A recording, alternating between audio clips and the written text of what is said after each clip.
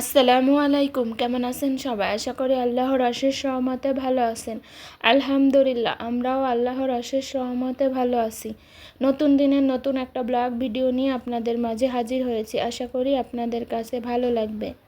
Sumaiya Raju simple lifestyle blog video দেখার জন্য আপনাদেরকে আরও একবার স্বাগত জানাই। আজকের ভিডিওটা আমি সকাল দিয়ে শুরু করলাম। বেশিরভাগ টাইমেই সকাল দিয়ে ভিডিওটা শুরু করায়, আজকেও সকাল টাইমে ভিডিওটা শুরু করলাম।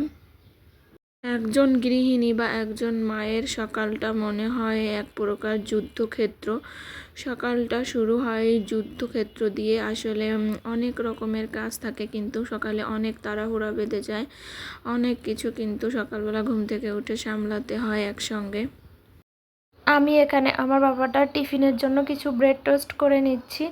আর আসলে বাচ্চারা কিন্তু সবসময় একই খাবার খেতে পছন্দ করে না, এই জন্য আমি চেষ্টা করি ভিন্ন রকম একটু খাবার দিতে। যখন যেরকম আর কি ভালো লাগে বাচ্চার, সেরকম আমি তৈরি করে দিতে, তাহলে বাচ্চারা কিন্তু ভালোবেসে খাবারটা খায়। আর আমি সবসময় চেষ্টা করি বাচ্চাকে স্কুলে যাওয়ার আগে কিছুটা ভাত খাইয়ে দিতে। আসলে কিছুটা যদি কষ্ট করে ভাত খাইয়ে দেওয়া যায়, তাহলে কিন্তু বাচ্চাদের পেটটা ভরা থাকে। স্কুলে গেলে কিন্তু আসলে পড়াশোনাটা মন বসে, আর খালি পেটে গেলে কিন্তু বাচ্চাদের ক্ষুধা থাকে পেটে, তখন বাচ্চারা কিন্তু একটু দুষ্টুমি বেশি করে। সকাল টাইমটা কিন্তু অনেক কম সময় পাওয়া যায়, আর অনেক কম সময়ের মধ্যে কিন্তু অনেক কিছু সামলাতে হয়, অনেক কাজ করে নিতে হয়। বাচ্চার টিফিন তৈরি করা, বাচ্চাকে খাওয়ানো, রান্না বান্না সব মিলে কিন্তু অনেকটাই সময় লেগে যায়। আর সকালবেলা কিন্তু সব সময় চেষ্টা করতে হবে সকাল সকাল ঘুম থেকে ওঠার। আর সকালে যদি কাজগুলো সুন্দরভাবে করে নেওয়া যায়, তাহলে কিন্তু সারা দিনটা অনেক ভালো যায়। এই সব কিছুর মধ্যে দিয়ে কিন্তু আবার বাচ্চাকে স্কুলে নিয়ে যাওয়া, নিয়ে আসা, এই কাজটাও কিন্তু থাকে। ভিডিওর এ পর্যায়ে এসে সেই ছোট্ট একটা রিকোয়েস্ট করে নিচ্ছি, দূরে এবং কাছে, দেশ এবং দেশের বাইরে যে যেখান থেকে আমার আজকের ভিডিওটা দেখছেন, সবাইকে জানাই অসংখ্য অসংখ্য ধন্যবাদ। ভিডিওটা যদি আপনাদের কাছে একটু হলেও ভালো লাগে, প্লিজ একটা লাইক করে দিবেন।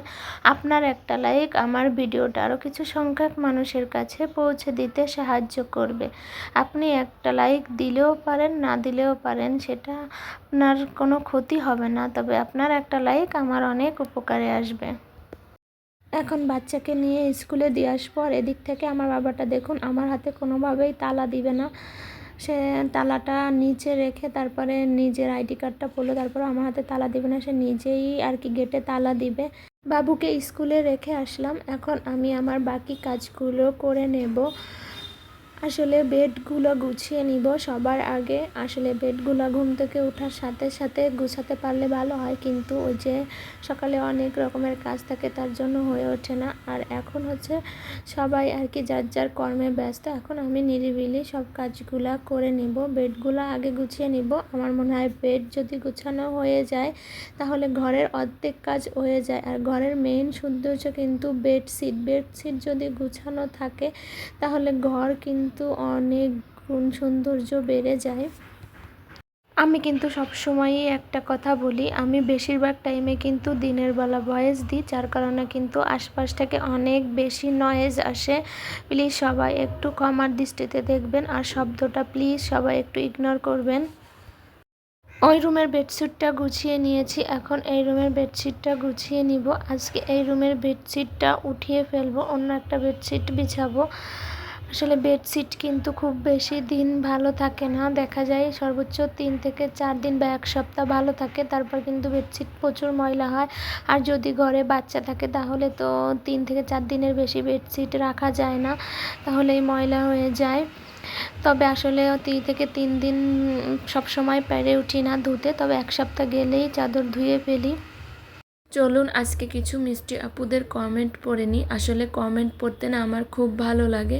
মিষ্টি মিষ্টি আপুদের মিষ্টি মিষ্টি কমেন্টগুলো আসলে মন ছুঁয়ে যায়, খুবই খুবই ভালো লাগে। এজন্য চেষ্টা করি কিছু কিছু আপুদের কমেন্ট বেশিরভাগ টাইমে পড়ার জন্য। লুবনার সংসার আইডি থেকে লুবনা আপু আমাকে কমেন্ট করেছে, আসসালামু আলাইকুম আপু, ধাপে ধাপে সমস্ত কাজগুলো করে নিলে, সাথে আপুদের কমেন্ট পড়লে, সোহেলি আপু কখনোই আর ভিডিও দেবে না। আমি সোহেলি আপুর সাথে প্রতিনিয়ত কথা বলি। যাই হোক, সবার নামের সাথে আমার নামটাও শুনতে পেলাম, খুবই ভালো লাগলো। লাইক ডান আপু। অসংখ্য অসংখ্য ধন্যবাদ জানাই লুবনা আপুকে। লুবনা আপু আমার খুবই প্রিয় একজন আপু। কিছু কিছু আপু আছে আসলে, সব আপুরাই যারা আমার সঙ্গে যুক্ত আছেন সব আপুদের কথাই আসলে ভোলার মতো না। সত্যি খুবই ভালো মনের একজন মানুষ লুবনা আপু। লুবনা আপু খুব সুন্দর ভিডিও বানায়, আমি লুবনা আপুর ভিডিওগুলো সবসময় দেখি।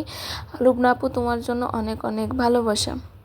জুলেখাস daily life in Dubai ID থেকে জুলেখা আপু আমাকে কমেন্ট করেছে, আপু লাইক দিতে কখনো ভুল হয় না, রেগুলার লাইফের রুটিন শুরু করলেন, ঠিক বলেছেন, ধৈর্য ধরে কাজ করে যেতে হবে, মাশাল্লাহ অনেক কাজ করে নিলে। আপু পুরো ভিডিও জুড়ে আছি, ঠিক বলেছো, শৈলী আপুর ভিডিও দিবে না। জুলেখা আপু তোমাকেও জানাই অসংখ্য অসংখ্য ধন্যবাদ এত সুন্দর করে একটা কমেন্ট করার জন্য, আর অনেক অনেক ভালোবাসা রইল। আর এভাবে পাশে থেকো আপু। আপুদের কমেন্ট পড়তে পড়তে কিন্তু আমি বেড গুছিয়ে নিয়েছি, আর যে বেডশিটগুলা উঠিয়ে রেখেছিলাম সেই বেডশিটগুলা কিন্তু এখন সঙ্গে সঙ্গেই আমি ভিজিয়ে দিব আর ধুয়ে রাখবো। আসলে আমি কিন্তু বেডশিট উঠালে সঙ্গে সঙ্গে আবার ধুয়ে ফেলি, ধুয়ে রাখলে দেখা যায় যেটা ময়লা হয় ওটা উঠিয়ে ফেলে আবার আরেকটা বিছানো যায়, দেখা যায় ফেলে রাখলে ওই কাজটা করতে অনেক বেশি দেরি হয়ে যায়। এর জন্য আমি এখানে বেডশিটগুলো ভিজিয়ে রাখবো। অন ক্যামেরায় অফ ক্যামেরায় অনেক কাজই করে নিয়েছি, আর এখন রান্না করতে চলে এসেছি, রান্নাটা করে নেব। আমি এখানে ভাত বসিয়ে দিয়েছি, আর এখন হচ্ছে সব কিছু কেটে গুছিয়ে নেব। ভাত হতে হতে কিন্তু আমার সব কিছু গুছানো হয়ে যাবে। আসলে আমি কিন্তু এইভাবে রান্না করতে করতে সব কিছু গুছিয়ে নিই, মাঝে মধ্যে গুছাতে গুছাতে কিন্তু রান্নাটাও করে নিই, এতে কিন্তু আমার মনে হয় তাড়াতাড়ি হয়ে যায়। সৌদি প্রবাসীর বউ আইডি থেকে আপুটা আমাকে কমেন্ট করেছে, আপু লাইক দিতে কেউ ভুলে না, ইচ্ছে করে অনেকে দেয় না, কমেন্ট করতে ভুলে না। আপু অনেক ধৈর্য ধরতে হবে, আমিও জানি না কতদিন থাকবো, কিন্তু অনেক আপুদের মিস করব, তাই মায়া ছাড়তে পারি না। যাই হোক, তোমার ভিডিওটা দেখে নিলাম, তো আপুকে জানাই অসংখ্য অসংখ্য ধন্যবাদ আর অনেক অনেক ভালোবাসা। আপুকে বলবো পাশে থেকো এভাবে।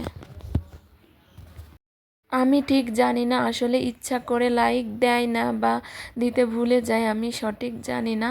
তবে অনেকেই ভিডিও দেখে তবে লাইক কেন যেন দিতে চায় না। বেশিরভাগ আপুরাই হচ্ছে লাইক দেয় না, হাতে গোনা কয়েকটা আপু ছাড়া সবাই হচ্ছে লাইক না দিয়েই চলে যায়। তবে ভিডিওটা কিন্তু ঠিকই ওয়াচ করে দেয়। যাই হোক, এই জায়গাটা হচ্ছে অনেক ধৈর্যের জায়গা, ধৈর্য ধরতে হবে, যা হবে দেখা যাবে। আসলে ইউটিউবিংটা আমার অনেক ভালো লাগার একটা জায়গা, আমি এখানে কাজ করি ভালো লাগা থেকেই, যা হবে দেখা যাবে।